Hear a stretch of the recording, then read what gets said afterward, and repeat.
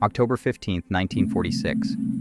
10:45 p.m. Cell number 5, Nuremberg Prison, Germany. The only light was a single, bare bulb protected by a wire cage, casting a jaundiced glow onto the cold, cream-colored walls of the cell. The air was still and carried the scent of disinfectant and old stone. Inside, a large man, his frame now diminished but still possessing a stubborn bulk, sat on his iron-framed cot. He was Hermann Göring, once the Reichsmarschall of the Greater German Reich, the man who had stood second only to Adolf Hitler. Now he was prisoner number 1, and the coarse American Army uniform he wore hung loosely on him. His eyes, sharp and intelligent despite the months of captivity and the withdrawal from the morphine that had long been his crutch, were fixed on nothing. He listened. From outside his cell door, reinforced with iron bars and a Judas hole, came the sounds of the Allied machinery of justice grinding towards its final, grim conclusion. The measured, unhurried tread of an American MP on his rounds, the crisp exchange of passwords with the static guard posted just feet away, the distant clang of another heavy door. These were the ticks of a clock counting down the last hours of his life. In less than 12 hours they would come for him. They would lead him, not to a firing squad as he had requested, but to the gymnasium of this very prison, where a newly constructed gallows waited. The noose, the drop, a common criminal's death. The thought was a physical revulsion deep in his gut. He reached a hand under his coarse blanket, his fingers brushing against the small, hard object hidden in the seam of his clothing. A sense of calm, cold resolve settled over him. They thought they had won. The prosecutors, the judges from the 4 victorious powers, America, Britain, France, the Soviet Union, they believed their verdict was the final word. They had sat in judgment for nearly a year, and he, Göring, had been their star defendant. He had used the dock as his final stage, arguing, justifying, and at times mocking the proceedings. He had presented himself not as a plunderer or a mass murderer, but as a German patriot, a statesman and soldier who had acted for the glory of his nation. They had not listened, guilty on all 4 counts: conspiracy, crimes against peace, war crimes, and crimes against humanity. The sentence, death by hanging. A faint, cynical smile touched his lips. They had stripped him of his medals, his titles, his power, but they had failed to strip him of his agency. They would not have the satisfaction of seeing the Reichsmarschall twitching at the end of a rope. He would deny them their symbolic victory. The plan was in motion, a final act of defiance that had been weeks, perhaps months, in the making. The mystery of how the small glass ampule of potassium cyanide had found its way into his cell, passed by a sympathetic guard, hidden in a food jar, slipped to him during a medical examination, was a secret he would take to his grave. It was his final triumphant escape. He lay back on the thin mattress, the hard object a comforting pressure against his leg, and closed his eyes. He was not a man waiting for death. He was a man preparing for his last and most important command performance. 11:37 p.m. The corridor outside cell number 5.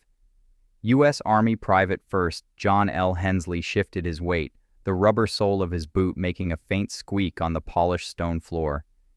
His post was directly opposite the reinforced door of the most famous prisoner in the world. The orders were explicit, absolute. Göring was to be under constant, direct observation. No exceptions. Through the small, square Judas hole, Hensley could see a slice of the cell. The Reichsmarschall was lying on his cot, on his back, one arm thrown over his eyes, as if blocking out the relentless light. He seemed to be sleeping, his breathing deep and regular, but Hensley had been warned. Göring was a master manipulator, a man of immense charm and cunning who had spent the entire trial trying to outwit the court. Sleep could be a ruse. Every half hour, the officer of the day would make his rounds. A lieutenant whose flashlight beam would join Hensley's in a thorough inspection of the prisoner. They would count him, just as they counted the spoons after a meal. They had stripped his cell of anything that could be used for self-destruction. His food was tasted, his personal effects were minimal and meticulously checked. Yet a low-level anxiety hummed in the prison. This man had commanded the Luftwaffe, had presided over the plunder of a continent. He was not a man to go quietly to his assigned fate. Inside the cell, Göring was far from asleep. Beneath the crook of his arm, his eyes were open, tracking the shadow that periodically fell across the Judas hole. He could feel the gaze of the young American soldier, a palpable pressure. So young, he thought. He wasn't even born when I was flying my Fokkers in the Great War, an ace decorated by the Kaiser himself. He let his mind drift back, not to the glory days of the Nuremberg rallies or the Blitzkrieg victories, but to the final, chaotic days in the Führer bunker. Hitler, a hollowed-out phantom, spitting venom and paranoia, had accused him of treason for trying to assume control of the crumbling Reich. His inheritance had been a curse. Then, capture. The humiliating surrender to the Americans, who had found him with a lavish travel case full of paracodeine pills like a pampered starlet. He had expected a soldier's respect. Instead, he was given a psychiatrist's evaluation. The memory of the trial surfaced, sharp and clear. He saw himself again in the dock, the only one who had dared to stand up to that British prosecutor, Sir David Maxwell Fyfe. He had argued, debated, even laughed. He had been the leader of the pack, the one the other defendants looked to for strength. And when the sentences were read, his face had remained a stony mask while others wept or pleaded. He had accepted his fate with a theatrical dignity that had infuriated the guards. But this hanging, it was an obscenity. A field marshal does not die like a common thief. His fingers twitched, yearning for the hidden capsule. The wait was a torture in itself, a test of nerve. He had to choose the perfect moment. Not too early, lest they revive him and strip-search him. Not too late, when their hands would be upon him. It had to be in the final, quiet hours of the night, when the machinery of his execution was fully wound, irreversible, but before they came to make their final check. He had to rob them of the spectacle at the very last second. A cold sweat, unrelated to the room's temperature, beaded on his forehead. The plan was perfect. The execution, however, required perfect timing. October 16, 1946, 2:17 a.m., the guard command post. The change of the guard was a ritual conducted in hushed tones and the soft clatter of gear. Private Hensley was relieved by another MP, the exchange wordless beyond a curt nod. The new sentry took his position, his eyes immediately finding the Judas hole, continuing the unbroken chain of surveillance.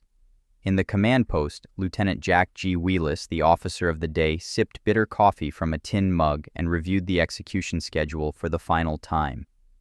The orders were clear. The condemned were to be awakened at 5 a.m., served a final meal, and readied for the procession to the gymnasium. The executions were set for 1 a.m., but had been postponed to allow for last-minute appeals that everyone knew would be denied. The first man, Joachim von Ribbentrop, would be let out at 1:11 a.m. Göring was slated to follow as the final headline act. Wheelis's gaze drifted down the roster. He felt a particular professional unease about Göring. The man was too calm, too accepting. Throughout the night, reports from the guards had been consistent. Prisoner Göring is sleeping. It wasn't right. A man facing the noose in a matter of hours did not sleep so soundly. He was up to something. Wheelis ordered another spot check. He accompanied the guard down the hall, his flashlight beam cutting through the gloom. The Judas hole slid open. There he was, the former Reichsmarschall, lying on his right side facing the wall, the coarse blanket rising and falling with the rhythm of slumber. He looked, for all the world, like a man at peace. Wheelis stared for a long moment, then closed the port with a soft metallic click. "He's asleep," he confirmed to the guard, the statement doing little to quiet his own suspicions. Back in the cell, Göring counted the footsteps as they faded away. His heart was hammering against his ribs. That had been close. He had feigned sleep perfectly, controlling his breathing, forcing his body to remain still under the intense scrutiny. The performance was exhausting. He slowly, imperceptibly, shifted onto his back again.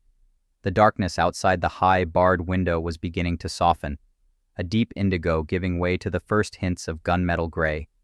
Dawn was not far off. His time was running out. He could feel the presence of the capsule, a tiny, cold star of potentiality against his skin. This was the loneliest vigil of his life. He was surrounded by the ghosts of his past, the men he had helped condemn to the gallows or the firing squad, the millions whose fates he had sealed with a signature on a piece of paper. He pushed them away. They were abstractions. This, here and now, was real. This was about control. It was about writing the final line of his own story, not letting the victors scribble it in for him. He thought of the note he had written earlier, hidden with the capsule. It was his manifesto, his justification. "I would have let you shoot me," it declared to the prison commandant. But to die by hanging was beneath the honor of a German soldier. He had chosen his own way, a better way. A final act of will that would echo through history, a testament to his defiance. He took a deep, quiet breath, preparing himself. The moment was almost here. October 16th, 1946, 10:45 p.m. Cell number 5. A peculiar stillness had settled over the cell block, a vacuum of sound that felt heavier than the previous night's tension. The preparatory noises from the gymnasium had ceased. The machinery was ready. In 15 minutes, the procession would begin. Lieutenant Wheelis, his sense of disquiet having crystallized into a hard knot of foreboding in his stomach, decided it was time. He would make one final, personal check on Göring before the execution detail arrived. He walked down the corridor, his footsteps echoing with a grim finality. The guard snapped to attention. Wheelis nodded, and the Judas hole was slid open once more. The view was the same as before. Göring on his back, his head propped on the thin pillow, arms at his sides. He appeared to be in a deep, tranquil sleep, but something was off. The absolute immobility was statue-like. There was no subtle rise and fall of the chest. Wheelis's blood ran cold. "Open the door!" he barked, his voice sharp enough to make the guard jump. The heavy bolt clanged back, and Wheelis rushed into the cell. He leaned over the large form on the bed. Göring's face was flushed a dark, unnatural crimson. His hands were clenched into fists at his sides. Wheelis pressed his fingers against the man's neck, searching for a pulse he knew he would not find. The skin was still warm, but the great, cunning heart within was stilled. A faint, unmistakable scent of bitter almonds hung in the air around his face. Cyanide. Chaos erupted. Shouts echoed down the corridor. The prison commandant, Colonel Burton C. Andrus, was summoned, his face a mask of fury and disbelief. They had been so careful. They had beaten him at every turn, or so they thought, and now, in the final moments, he had beaten them. As medics confirmed the obvious, a guard found the note tucked partially under Göring's body. It was addressed to the commandant. The handwriting, though rushed, was legible and firm. Andrus read it aloud, his voice tight with anger. "To the commandant, I have always carried the capsule of poison with me from the time I became a prisoner. When I was taken to Mondorf, I had 3 capsules. I deliberately did not take the capsule before, because I wished to let the German people know that I stood for my beliefs until the end. I can no longer tolerate the disgrace of dying by hanging. I am choosing the manner of death of the great Hannibal."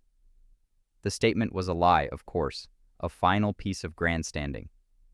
They had searched him relentlessly at Mondorf. He had not had it all that time, but it didn't matter now.